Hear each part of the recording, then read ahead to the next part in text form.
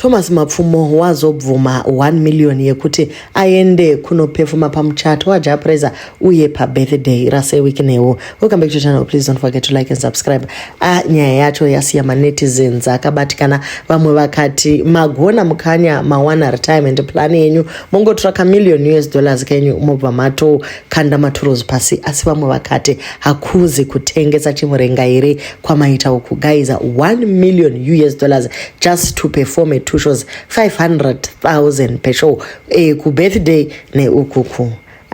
Chero iyo speech yacho Thomas Mapfumo akatopera simba tikati asiwabati kwa pfuti here. Aiwa regai timboisa sekuru wacho zvitaurira makadi mose vateereri vechimurenga music.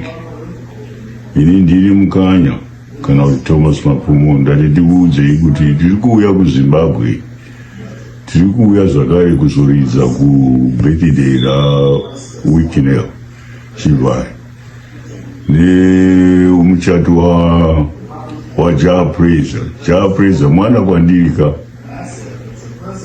Anotofarawo kuti ndakamuidzirawo muchato wake, saka tiri kuuya zvakare. Tinoda kuzoita redu rinonzi bira guru iye, asi takutaurirai kuti tiri kuuya kuZimbabwe kuzoridza pamuchato waJapreza nebirthday raWicknell. Ibasa iri hatisi kuita zvimwe zvinayo, ndezvebasa zvatiri kuita, ibasa ratakapiwa. Saka tatiti kutaurirei kuti mogara makagadzirira tozofara tiri pamwe chete. Yanguva refu tiri kuno kuAmerica, tagara makore tisingaonani, saka isoda kuti tikuoneiwo. Tatenda. Aiwa, icho kwadi kana ukambogara kunze kwenyika for a very long time. Aiwa, Thomas Mapfumo akabuda kare tichiri vana vadike akaenda kuexile. Saka ndo nguva yacho yekuti adzoke atsikevu. Aiwa, azvirambidzwe zvazvo. Ati iye, this is not a prize for me, but this is a me saying ndiri muimbi imi mondibhadhara mari yangu. SaiWicknell vabva vaitaka kubreka vakati baba vemarudza havana defeat. Spreading love will always win over negativity, hatred and the endless senseless conspiracy theories that seek to divide rather than unite us. I am pleased to announce that I will wholeheartedly honor my commitment by paying a record-breaking 1 million for these 2 shows at 500,000 per show. This will make the legendary Thomas Tafirenyika Mapfumo the highest paid singer ever in the history of our beloved country. I say a big congratulations to you, Mukanya, my best singer of all time, for making this decision consciously and independently, without any influence from the naysayers who have never contributed anything meaningful to your welfare or to your extraordinary legacy. This is my small way of thanking you for your immense contribution to Zimbabwe's music and arts industry over the years, and more importantly, for your inspiration. Your music provided during the liberation struggle that brought us our historic and precious independence. Your music has educated, inspired, united, and comforted generations of Zimbabweans, and your legacy will continue to live on for many years to come. As soon as our house Kumusha Kugandami is complete towards the end of November or by mid-December, we shall also have the greatest honor of welcoming you to Kugarahuda Estate Kugandami, Wiltshire, for our housewarming celebrations.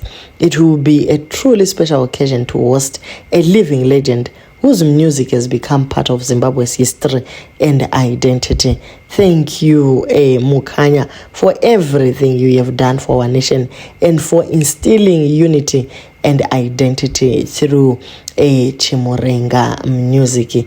Vedweka ndo mashoko aseWicknell aya varikuti ivo tiri kufara nekuti vachauwe hosta dhedhi venyika vachaenda kumba ikoko vachindobikirwa naLulu kana kuti toti ndiani kwachavabikira hatizivi. But anyway, vamwe vari kuti veudhane Mukanya zveshuwa ibasa, torai zvemaneiseyas siyanai nazvo, don't politicize everything. Imimi itai basa renyu, muise mari pakanaka. Vamwe vakati ndabvuma zvangu ndakutongodawo yangu apa. Wicknell mukuru wemazuva zvechokwadi zvaendwa inyasha idzi kurangarirwa nemari. Vaya vaitaura kwavasina kuswera kuti Mukanya havasi kuzotora mari muri papiko guys, ari seiko mafindi-fuva ndo vamwe vane muonero avo. Asi vamwe vari kuti so guys ka I've heard Zimbabwean theme inoti nyika inovakwa nevene vayo. Say week now, while our economy is still recovering, our kids, our future, they need to be protected and cared for. I thought of something. Vana vedu vakubatwa senhapo abroad kwatinoenda to seek medical care. What about building a hospital capable of admitting 500 kids under the age of 18?